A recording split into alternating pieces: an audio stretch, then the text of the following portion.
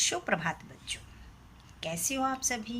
उम्मीद है आप सभी स्वस्थ होंगे, मस्त होंगे। बच्चों, अपनी पिछली वीडियो में हमने पंचम अध्याय का अध्ययन किया था। आज की कक्षा में हम छठे अध्याय आ रही रवि की सवारी का अध्ययन करेंगे। आ रही रवि की सवारी। बच्चों, इस कविता के लेखक हरिवंश राय बच्चन जी हैं। उन्होंने इस कविता में प्रकृति प्रेम और सौंदर्य भावना का विकास करने वाले कविता के माध्यम से कवि ने विजय और पराजय दोनों ही परिस्थितियों में समता बनाए रखने का संदेश दिया है। बच्चों, कविता का अध्ययन करने से पहले आइए हम इसके सारांश पर एक नज़र डालते हैं। बच्चों, यह कविता श्री हरिवंश राय बच्चन जी ने इस कविता में सूर्योदय का वर्णन करते हुए सूर्य को राजा के रूप में प्रस्तुत किया है। प्रकृति के उपकरणों से रूपक बांधते हुए अर्थात प्रकृति के उपकरणों के माध्यम से उन्होंने उसे एक उदार राजा के रूप में चित्रित किया है, जो अपनी विजय की प्रसन्नता प्रकट नहीं करता है और पराजित चंद्रमा को देखकर ठिठक जाता है, अर्थात हैरान हो जाता है।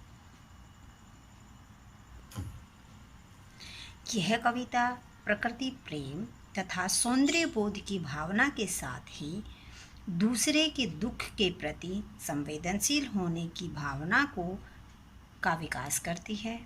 कवि ने विजय और पराजय दोनों परिस्थितियों में समता बनाए रखने का संदेश दिया है। कवि सूर्य के विजय रथ को देखकर भी प्रसन्न नहीं हो पाता है, क्योंकि उसे रात का राजा चंद्रमा भिखारी के रूप में दिख रहा है। चलिए अब कविता का सप्रसंग अध्ययन करते हैं। आ रही रवि की सवारी, नव किरण का रथ सजा है, कली कुसुम से पथ सजा है, बादलों से अनुचरों ने स्वर्ण की पोशाक धारी, आ रही रवि की सवारी। बच्चों, जो प्रस्तुत पद्यांश है वो हमारी हिंदी की पाठ्य पुस्तक गुंजन हिंदी माला में निहित कविता आ रही रवि की सवारी से लिया गया है और इसके कवि हरिवंश राय बच्चन जी हैं। यहाँ पर कवि ने सूर्य के दृश्य का चित्रण तथा प्रकृति की परिवर्तनशीलता के अटल सत्य को चित्रित किया है। इन पंक्तियों के माध्यम से कवि कहना चाहते हैं कि सूर्य रूपी राजा की सवारी आ रही है, अर्थात जो सूर्य हैं वो सूर्य को राजा मान रहे हैं।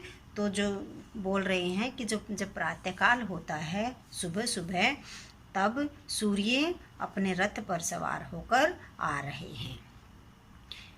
नव किरण का रथ सजा है। कवि कहते हैं कि उनका रथ सुबह की नई किरणों से सजा है। कली कुसुम से पथ सजा है। रास्ता जो है बाग बगीचों की कलियों और फूलों से सजाया गया है।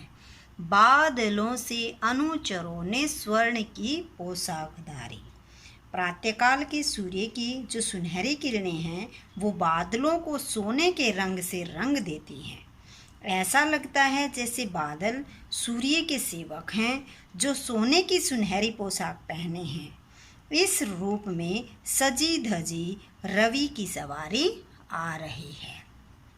विहग बंधी और चारण गा रहे हैं कीर्ति गायन, छोड़कर मैदान भागी तारकों की फौज सारी, आ रही रवि की सवारी।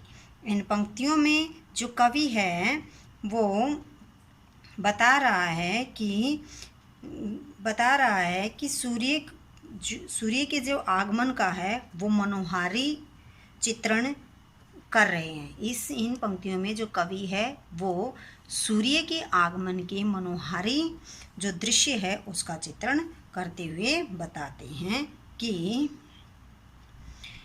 प्रातःकाल जब सूर्य का उदय होता है तो रात के अंधकार के सभी जो अंधकार है उससे सभी को मुक्ति मिल जाती है। ऐसा महसूस होता है जैसे कोई राजा अपने स्वर्ण रथ पर सवार होकर, सोने के रथ पर सवार होकर विजयी होकर आया हो या जीत कर आया हो, और अपने राजा को देखकर उसके जो पक्षधारी हैं, जो उसके पक्ष में जो भी हैं, वो सब उनके यश का गान कर रहे हों। चारण क्या होता है? यश का गान करना। जो राजा और महाराजा के यश का गान करते हैं वो चारण कहलाते हैं।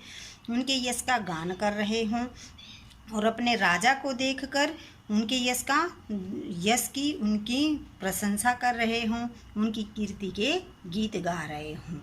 जो सूर्य रूपी राजा है उसकी जो सवारी है वो सज धज कर आ रही है, आगे बढ़ रही है। चाहता उछलूं विजय कह, पर ठिठकता देख कर यह, रात का राजा खड़ा है राह में बनकर भिखारी, आ रही रवि की सवारी। बच्चों, इन पंक्तियों के माध्यम से जो कवि है वो सूर्य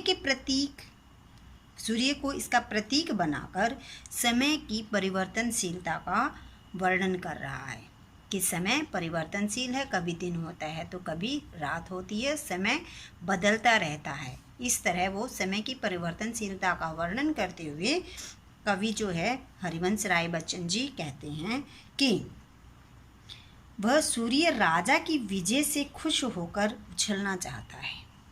यानी जब सुबह सुबह सूर्य उदय होता है तो वो रात के अंधकार पर विजय प्राप्त करके उदय होता है, तो वो अंधकार को मिटाने की वजह से जो अपनी जीत हुई है उस जीत की खुशी मनाना चाहता है। उस जीत को उछल कूद करके उसको जो है वो महसूस करना चाहता है, उछलना चाहता है, कूदना चाहता है, लेकिन वह ऐसा नहीं करता है। क्यों? क्योंकि रात का राजा चंद्रमा उसे रास्ते में भिखारी के रूप में खड़ा नजर आता है।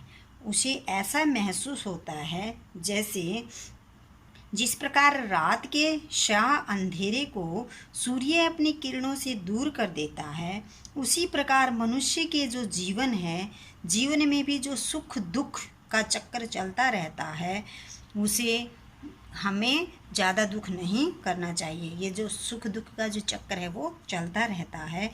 अतः मनुष्य को अपने आने वाली हर परिस्थिति के लिए तैयार रहने में ही समझदारी है। मनुष्य को हर परिस्थिति में उसे डट कर सामना करने के लिए तैयार रहना चाहिए। इन पंक्तियों के माध्यम से जो कवि है वो समझाना चाहता है कि जिस प्रकार सूर्य जो है वो रात के अंधकार पर विजय प्राप्त कर लेता है, ठीक उसी प्रकार समय की परिवर्तनशीलता के साथ साथ, समय के बदलने के साथ साथ जीवन में आए हुए जो दुख हैं वो सुख में बदल जाते हैं। इसी के साथ ये हमारी जो कविता है इसका व्याख्या जो है वो समाप्त होती है। अपनी अगली वीडियो में हम इसके प्रश्न उत्तर को देखेंगे।